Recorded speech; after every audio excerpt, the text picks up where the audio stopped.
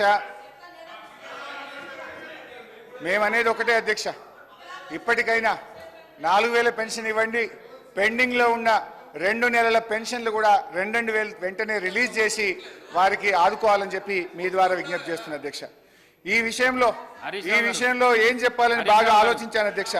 Budget ప్రసంగంలో బట్టి గారు ఒక మాట అన్నారు. బడ్జెట్ ప్రసంగంలో బట్టి గారు ఏమన్నారంటే చేతగానమ్మకు మాటలు ఎక్కువ.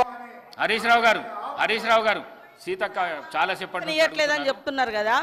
వీళ్ళ ప్రభుత్వ హయాంలోనే జూలై నెలలో ఇవ్వాల్సినటువంటి పెన్షన్ 2020 జూలైలో ఇవ్వాల్సినటువంటి పెన్షన్ ఇవ్వకుండా ఆగస్టు నెలలో ఇచ్చిర్రు. అప్పటి నుంచి ఒక నెల లేట్ అవుతూ వస్తుంది. అది ఇప్పుడు మా మీద చెప్తున్నారు. ఆన్ రికార్డ్ నా దగ్గర ఉంది. అదే అధికారులు ఉన్నారు కదా, సవాల్ చేస్తున్నా. ఇంకొకటి సార్, చేయిత అని మాట్లాడుతున్నారు. వీళ్ళు 2018లో ఎలక్షన్ మేనిఫెస్టోలో మేము 65 సంవత్సరాలను 57 సంవత్సరాలకు తగ్గించి అందరికీ పెన్షన్స్ ఇస్తామన్నారు. 3.5 ఏళ్ల తర్వాత 57 సంవత్సరాలకు పెన్షన్ ఇచ్చారు.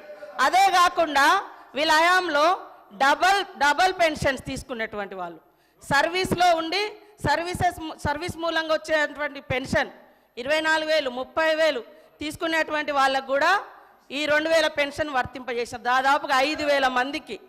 అదే కాకుండా ఒక కార్పొరేషన్ చైర్మన్గా ఉంటూ కూడా చైర్మన్గా వచ్చే అలవెన్సులు తీసుకుంటూ ఈ 6,000 పెన్షన్స్ కూడా ఉన్నాయి. ఇవన్నీ నేను నిరూపిస్తా. మరి ఇలాంటివన్నీ మేము సరి చేస్తూ ఉన్నాం.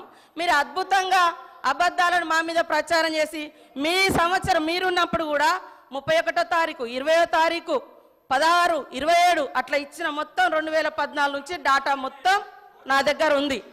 మీరు చెప్పటే కరెక్ట్ అని చెప్పి మిగతా వాళ్ళంతా తప్పు, మేము తప్ప ఇక ఈ దేశాన్ని పరిపాలించటం లేరు, అందరు తప్పులు అనేటువంటి విధంగా మాట్లాడడం సరైనది కాదు. నేను ఈ రికార్డు ఇస్తా, హరీష్ రావు గారు చూసుకోవాలని కోరుతా ఉన్నాను. అధ్యక్ష, వీళ్ళు ఎంతసేపు మాది చెప్పే ప్రయత్నం చేస్తున్నారు. మేము సరిగా చేయలేదు కనుకనే మమ్మల్ని ప్రతిపక్షంలో కూర్చోబెట్టారు. రేపు మీరు కూడా ఇడికి వస్తారా? మరి రాండి, మీరు అదే తప్పు చేస్తే మీరు ఇడికి వస్తారు, మేము ఆడికి వస్తాం. అధ్యక్ష, సరే సీతక్క గారితో నా మనవి, అక్క రివ్యూ చేసుకోండి. మే జూన్ నెలల పెన్షన్ రాలేదు. ఇప్పుడు జూలై నెల 27వ తారీఖు, 3 రోజులు అయితే ఆగస్టు వస్తుంది, 3 నెలల పెన్షన్ పెండింగ్ అవుతుంది. నేను ఊర్లలోకి పోయి డైరెక్ట్గా పెన్షనర్లతో మాట్లాడి చెప్తున్నా. ఇవాళ ఉదయం అసెంబ్లీలో మాట్లాడితే కనుక నా కాన్స్టిట్యున్సీకి ఫోన్ చేసి పెన్షనర్ని అడిగి తెలుసుకొని 1కి 2 సార్లు క్రాస్ చెక్ చేసుకొని మాట్లాడతా. నేను అట్లా తొందరపడి మాట్లాడాను. 2 మంత్స్ పెండింగ్ ఉంది, 3rd మంత్ కాబోతుంది. సరే అయితే సార్, ఇప్పుడు బడ్జెట్ ప్రసంగంలో బట్టి గారు అన్నట్టు చేతగానమ్మకు మాటలు ఎక్కువ అనే మాట ఇది మాకు కాదు, ఆప్ట్గా కాంగ్రెస్ పార్టీకి మీకే వర్తిస్తుంది. అధ్యక్ష, మొత్తం మీద వీళ్ళ స్ట్రాటజీ ఏమిటంటే ఎన్నికలప్పుడు బజాయించు హామీల డంక అమలు చేయకుండా ఉండేందుకు వెతకాలే ఏదో ఒక వంక. ఇది వీళ్ళ స్ట్రాటజీ. అధ్యక్ష, ఇకపోతే మేనిఫెస్టోలో మొదటి పేజీ చాప్టర్ 1 మొదటి లైన్లో వీళ్ళు చెప్పింది ఏంటంటే పూర్తి స్థాయి ప్రజాస్వామిక పరిపాలన అందిస్తామన్నారు. అంటే ప్రజలకు భావ ప్రకటన స్వేచ్ఛకు, నిరసన తెలియజేసే హక్కుకు హామీ పడతామనే కదా అధ్యక్ష. కానీ వాస్తవంలో ఏం జరుగుతుంది అధ్యక్ష? City central library, Rahul Gandhi గారు సిటీ సెంట్రల్ లైబ్రరీకి పోయి ఎన్నికల ముందు మెట్ల మీద కూర్చొని మీకు 2 లక్షల ఉద్యోగాలు ఇస్తామని, మీకు జాబ్ క్యాలెండర్ ఇస్తామని స్వయంగా ఆయన హామీ ఇస్తే జరిగింది ఏంది అధ్యక్ష? ఇవాళ మొన్న సిటీ సెంట్రల్ లైబ్రరీలో పరీక్షల కోసం విద్యార్థులు చదువుకుంటే అక్రమంగా పోలీసులు చొరబడి గేట్లకు తాళాలేసి విద్యార్థులను నిర్బంధించి లాఠీలతో వీరంగం చేసి చిట్ల కొట్టారు అధ్యక్ష. హరీష్ రావు గారు, మీ సభ్యుల దగ్గర ఉన్న ప్లే కార్డ్స్ బయటికి పంపిస్తేనే సభ నడిపిస్తా, లేకుంటే నడిపియా.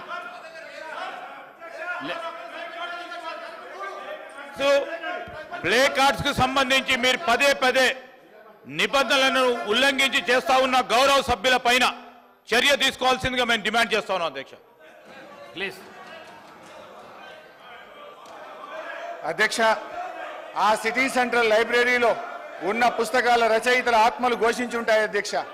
అందులో ఈ మధ్య మన ముఖ్యమంత్రి గారు చంద్రబాబు నాయుడు గారికి బహుకరించిన కాలోజీ నా గొడవ పుస్తకం కూడా సిటీ సెంట్రల్ లైబ్రరీలో ఉంటుంది అధ్యక్ష.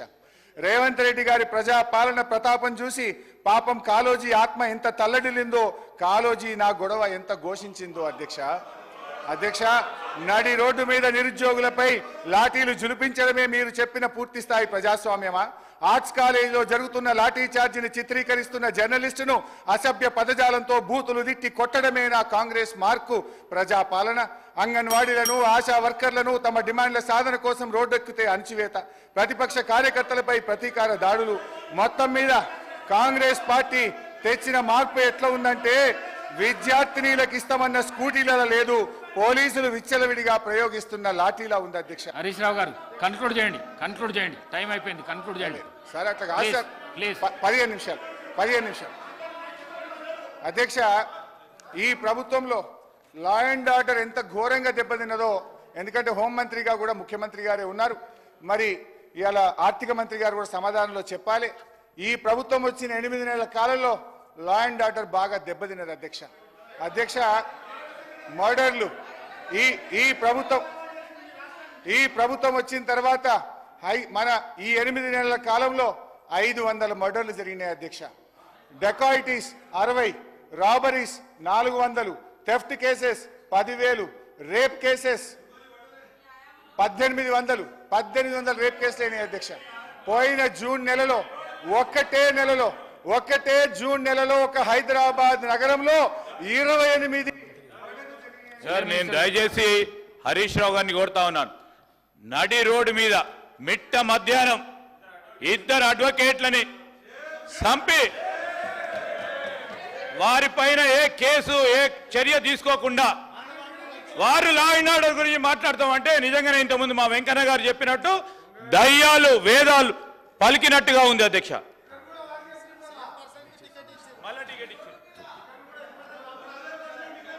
అధ్యక్ష కన్క్లూడ్ చేయండి ప్లీజ్ సార్. నేను రాష్ట్ర ప్రయోజనాలు దృష్టిలో పెట్టుకొని మాట్లాడుతున్నాను. బడ్జెట్ ఈరోజు ఈ ప్రభుత్వం వచ్చిన 8 నెలల కాలంలో 1,00,000కు పైగా ఎక్కువ కేసులు నమోదైనాయి అధ్యక్ష. ఈ మధ్య ఒక అమ్మాయి పోలీస్ స్టేషన్ కోసం, ఒక ఆడబిడ్డ ఆటో ఎక్కి పోలీస్ కంప్లైంట్ ఇవ్వడానికి పోతే ఆ ఆటో వాళ్ళు కారులో ఎక్కించి గ్యాంగ్ రేప్ చేశారు అధ్యక్ష. అంటే హైదరాబాద్ నగరంలో ఇలాంటి పరిస్థితి ఉంటే మన నగరం యొక్క ప్రతిష్ట దెబ్బతింటది. దయచేసి ఆలోచించండి. నేను ఇంకో మంచి ఎగ్జాంపుల్ కూడా చెప్పాలనుకుంటున్నా అధ్యక్ష, ఒక్క నిమిషం. ఈ మధ్య ఒక మంత్రి గారు, నేను పేరు చెప్పను కానీ, ఒక మంత్రి గారు రాత్రి 10:30-11 గంటలకు వారి బిడ్డ ఐస్ క్రీమ్ తినాలనుకుంటే మంత్రి గారు వారి బిడ్డ ఐస్ క్రీమ్ కొనుక్కుందామని హైదరాబాద్లో బయటకు పోయిందట. బయటకు పోయి ఐస్ క్రీమ్ కొనుక్కుందామని తిరిగితే ఏడ చూసినా షాపులు బంద్ ఉన్నాయట హైదరాబాద్లో.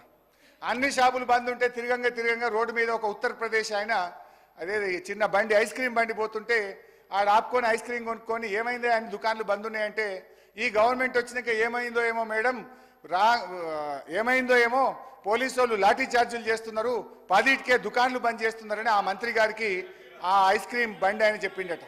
ఈ విషయం ఆ మంత్రి గారు ఒక వీడియో కాన్ఫరెన్స్ లో డైరెక్ట్ ముఖ్యమంత్రి గారు చెప్తే రాష్ట్రంలోని ఆఫీసర్లు అందరూ విన్నారా మా వీడియో కాన్ఫరెన్స్ లో? అన్నా మన గవర్నమెంట్ వచ్చినాక పోలీసు వాళ్ళు ఎటువంటి అటే కొడుతున్నట రోడ్ల మీద, 10కే దుకాన్లు బంద్ చేస్తుందని అనే పరిస్థితి వచ్చింది. సో నేను అనేది ఏంటంటే, దయచేసి లా అండ్ ఆర్డర్ అనేది రాష్ట్రానికి చాలా ముఖ్యం. పెట్టుబడులు రావాలన్నా, ఉద్యోగాల కల్పన జరగాలన్నా లా అండ్ ఆర్డరు చాలా దెబ్బతింటున్నది. చాలా డీటెయిల్స్ ఉన్నాయి, మళ్ళీ నేను సబ్జెక్ట్ మీద లా అండ్ ఆర్డర్ లో మాట్లాడతాను. దయచేసి కన్క్లూడ్ చేయండి. నేను మైక్ కట్ చేస్తే మర్యాదగా ఉండదు. కన్క్లూడ్ చేయండి ప్లీజ్. దయచేసి లా అండ్ ఆర్డర్ మీద దృష్టి పెట్టండి. మరి జరుగుతున్న మర్డర్లు, రేపులు, రాబరీలు 1,00,000కు పైగా 8 నెలల కాలంలో ఈ రాష్ట్రంలో కేసులైనాయి. దాన్ని సమీక్ష చేయాలని మీ ద్వారా ప్రభుత్వాన్ని కోరుతున్నా.